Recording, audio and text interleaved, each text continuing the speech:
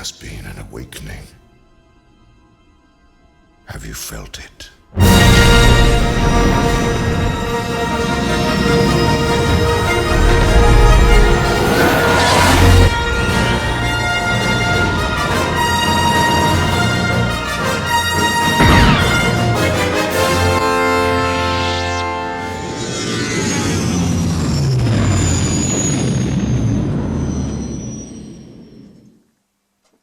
Cheers. It's bantha milk. Honestly. Now, I know I have only recently just done a Millennium Falcon review type video for the big Hasbro one, the big 1/48 monster, which is still here. It sits sitting right there, so I see it every single time I come into the cave. I did say at the time it was going to be a long-term project, and indeed it will be, but you know, it hasn't been forgotten. I'm just trying to think of the best way to go forward with it. What aftermarket set to use, if at all, or even try and scratch build, which would be quite tricky. But I know that Randy Cooper does the photo etch and some resin, and you can get bits of... I might just get the photo etch set, and I don't know. I have no idea which method. If I win the lottery, then I'll go for the 3D printed stuff, because I think it's about £1,000's worth in total to upgrade your entire Falcon.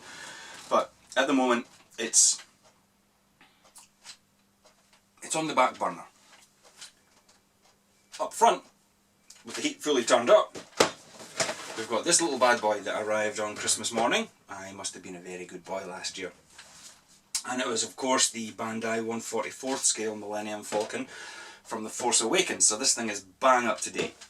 It has the square radar dish, and I noticed from as you can see, the box, it's a very sumptuous affair. It's a very small box in terms of length and width, but a very deep box, because there's a lot of... although there's a lot of plastic, it doesn't look like construction's going to be a particularly lengthy process. But anyway, we'll get to that. But anyway, on the side of the box you can see lots of illustrations of the Falcon, as well as top plans and side elevations. And one of the things I noticed, and I might be wrong here, because I don't have a direct comparison right handy, is that there seems to be a lot less of the red panels, the red primer panels, for want of a better term.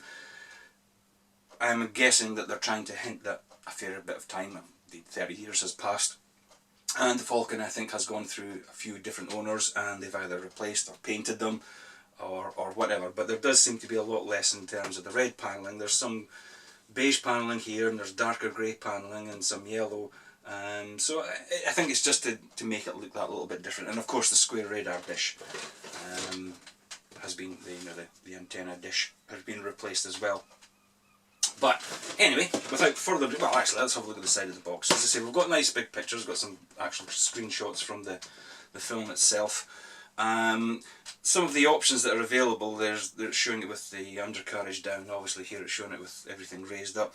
The two options for the canopy, there's either a glazed canopy or an unglazed canopy, which is how they did things in the studio. And a little picture there of Finn and Ray in the pilot seats and co-pilot seats, as well as the options for the engine, the engine exhaust as it were, and the full set of figures. Now, I don't know what it's saying here, but this is the engine vents, and I noticed when I was having a quick look through the sprues that there are solid plastic covers for them, which are moulded to look like grills, which is a shame because there's some lovely detail in those vents, and I'm kind of hoping that someone kind of soon will release, if they haven't already done it, a photo etch set for this. And then there's, as I say, there's a set of figures that come with it. Chewie, Han, Ray and Finn either seating or standing, and a little BB-8, which at 1/44th scale is more akin to, in size, to those little things that you pull out your eye in the morning. So that's going to be fun trying to paint. But anyway, let's open the box, which takes a while because it's got a long way to travel. First sprue, well, they've labelled it as SWB-10, which I'm guessing is Star Wars Base 10, because there'll be a variety of different bases for their different kits. But this is number 10, and it's obviously, I'm guessing, Jakku, because it looks like sand dunes. Now this is basically if you want to show it in flight, because there's the stand there and the little sort of, I think you can kind of alter it. I'm not quite sure how that works, but it shows the Falcon in flight over the desert. But I'm going to show the Falcon with its undercarriage lowered and the ramp down. What ground, I don't know. Am I going to show it on Jakku? In which case, and I don't think this is a spoiler, but if it is, close your ears if you don't want to hear anything about the movie. But I don't think this is a spoiler. I would have to get some kind of sheeting to put over it to cover various parts of it. And, or I should say, do we show it on the Starkiller base, in which case it'll be snowy, or do we show it on Takodana, which is Maz Kanata's homeworld, or where she has her castle cantina thing, which would be lush and green, or do we show it at the Resistance base, which would look like some kind of RAF, you know, the Spitfires surrounded by the grassy mounds. We could kind of, I don't know, we'll think about it. Who knows, maybe by the time I get around to building this, episode 8 will be out, and we'll have different planets to choose from. No, I actually want to get started on this quite soon. I know I've got tons of stuff. I've got the big mosquito, I've got the Focke-Wulf, I've got the MiG-29, and of course that London bus. So I know these things have got to be built, but because I think this will be almost like a tank in terms of construction, we'll build it first and then you paint it, and I think construction will be relatively rapid. Painting might take a wee while, but at least getting it built would be fine. So anyway, that's sprue number 1. Then we've got the upper and lower hull sections of the saucer section. Bandai have used a very, very dense, very hard, very high quality styrene for this. This is beautiful. I mean, the edges are so sharp, I'm almost concerned I might cut myself. I mean, it really is pristine moulding. And you can see this centre section here, which leads down, you know, the bow mandibles will be here, and this, you've got the centre section here, which has a wee bit of detail underneath. The pipework detail on here looks like it's actually been stuck on. It's so crisp and well defined that it looks like separate parts. It's not like soft moulding into the plastic. It's very, very precise. And the same goes for the whole top surface. Here's the engine area here, and I can see here these cowling flaps, if you want to call them that. There's locator holes all the way along here, so they've got separate actuators on each one. And then you've got the 6 engine vents. And as I say, the detail in there is very, very exquisite. And it will be a shame to put the solid discs. I look at the plastic obviously, and it's just solid discs that go over there. So that's why I'm hoping someone will do a nice photo etch set with actual grills that we can see through. Might be a bit tricky at 1/44th, but I don't know. With today's technologies, who knows? So that's the upper section, and then there's the lower section. I noticed when I had a brief look through the instruction, this area here, we do actually have a cover that, I don't know whether it just clips in there. It's nicely detailed cover, but this area here is where a battery pack can go. I don't know if Bandai actually produced the lightning pack. It's shown in their instruction leaflet. Presumably if you want to show the thing in flight, you'll obviously want the engine glowing and whatnot. But that's where that would go, and you can obviously switch it on and off. I'm not sure whether this piece, it doesn't look like it's a clip. I mean, these just look like locating holes for the cover, but because it's on the underside, well, no, if you were having it flying, you would want that covered because you'd be able to see it, wouldn't you? But this doesn't look like it clips into place. It might do. I mean, it's possibly so well tooled that it might be friction that will hold it on. I wouldn't be too surprised. And or if we're not showing it illuminated, we just glue the thing on. But anyway, that's the top half of the bun, top and bottom half of the buns. Because George Lucas always alluded to the Millennium Falcon as like a hamburger. And trust me, when we get to the burger meat. So this is sprue A, and it's one of these typical Bandais where you actually have coloured plastic. The majority of the kit it's not pre-painted or anything. It's all in this lovely grey plastic, which is, whew, I'm very, very glad about that. But here's one of the engine options. You can have the engine ignited, obviously, because if it's in flight. Now, this is me being a real picky nerd. If you watch any of the movies, it's a white light with a blue glow. It's like the lightsabers. They're white with a coloured glow on them. And it's the same with the Falcon's engines. It was a white glow. It was a white, you know, engine flare, but with a blue glow around it. So I would have much rather have had that clear, where I could then take a clear blue and just lightly airbrush around the edge, a soft edge, so that when you had the white lights in there, you would get what appeared to be a blue glow. But as picky. And we do have the glazing option for the cockpit here, as well as the glazing parts for the belly and dorsal gunners, or gun emplacements I should say. This stuff here is the pipework, separate pipework that goes over the circumference detail, the burger meat. So you've already got, you'll see it when we come to it, really intricately moulded detail there anyway. These are like 3 or 4 panels that go on each side.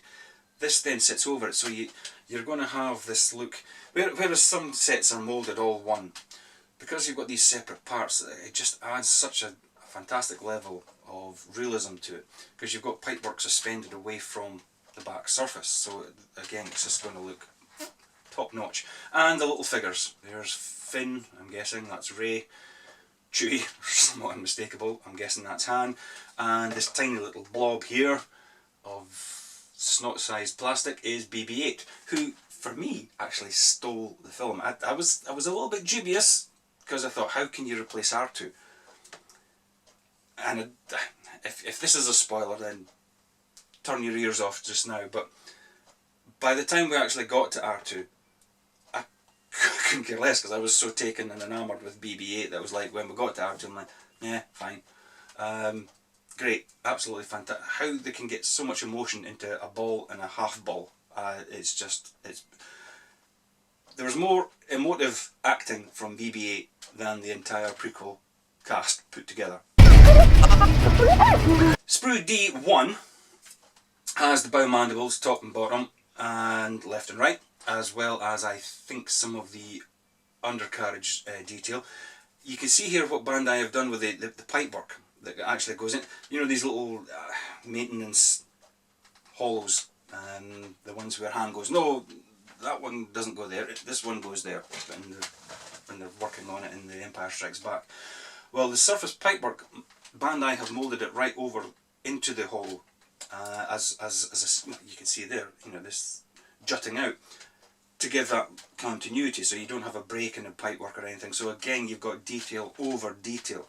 So again, it's just going to add such a fantastic level of realism that's going to just, I can't wait to see what this looks like. And then the next sprue, which is D2, well played Bandai, well played, has the actual detail that goes within those hollows, which is in 3 parts. So you've got these little centre sections here with just mind-blowing levels of detail, and then these 2 covers that will go either side of it. So again, you've got separate pipework that appears to be separate from that. It's not moulded as one piece. So you'll be able to see that it's 3-dimensional. I know it's funny, you know what I mean by 3-dimensional. Another layer of detail. So you'll have that plus that pipework going into it. So it's just going to be absolutely fantastic. We've got the corridors leading into the cockpit. This is the back wall, which again has all the detail for the back wall. The idea I had for the Bandai, the Hasbro one, was I was going to take a picture of the back wall of the cockpit, copy it, print it out, but reduce it down to the size and just kind of paste it on at the back. I know it's kind of cheating. For this, I'm not sure if that would work, but I mean, we've got lots of detail on here now. I know that there's, I saw from here that there's actually wow, I just noticed something, there's detail on the roof there as well, on the ceiling I should say, which will obviously sit behind that. Wow, this is quite an exquisite looking set, just cool. Anyway, sorry, that there is a lamp holder directly at the back there to illuminate the corridors, which I'm not quite sure. It's going, because there won't be any illumination in the cockpit, it's going to look like light coming from a room when you've got the lights in that room switched off. So I'm not quite sure how effective that would be. If this had some kind of, I don't know, if you were able to get holes into that so that the light would come through, so it would look like buttons and switches and screens, then fine. But that's not a complaint, that's just a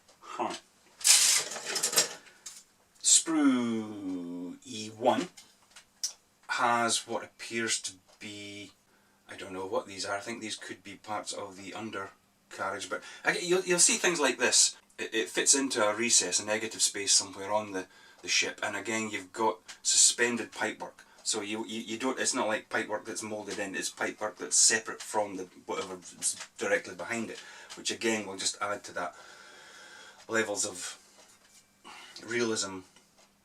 And again, there's the canopy. Just because of the thickness of the glazing, it's curved, so you are going to get lensing whether you want it or not.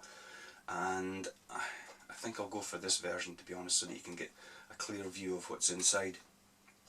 But again, the detail on this piece here, I'm not sure there's two of them, so presumably it mirrors, whether that's part of the undercarriage, I don't know, but I have never seen moulding that fine in injection moulding. Even resin would probably be hard pressed to match this. So I mean, I'm assuming that Bandai have perfected the laser cutting for their tooling. They're Japanese after all. Can't expect anything less from the Japanese. It's one of the reasons that they've obviously gone for a very hard, I wouldn't say brittle plastic, but a very dense styrene to enable them to produce this kind of detail. I remember when when Bandai first released their kits and they showed pictures of them, the T70s, the new style X-Wings, had the appearance of the snap together type kits, large, heavy panel lines, and they just looked a bit toyish. This has raised the bar. I'd be happy with detail like that in 1/48, but this it's better than that. This is better. Granted, that was 40 quid for that big thing. I think this was about £40 for this as well. But it's going to be hard to beat. Let's put it that way. I'm trying to look to see if Bandai how well they've replicated this, because I know when you look at the Hasbro one, you can see parts of models that they used when they were building the Falcon. You can see like there's tank wheels that they used for certain details. There's a Daimler-Benz DB601 engine halves stuck on they've obviously bought kits and got on all these wee bits out, greeblies as they're called, to make up the kits. And I've been looking to see if Bandai have actually managed to replicate things like that. I haven't seen anything yet. Of course, it's a much smaller detail level. Here's the burger meat. This is Sprue E2.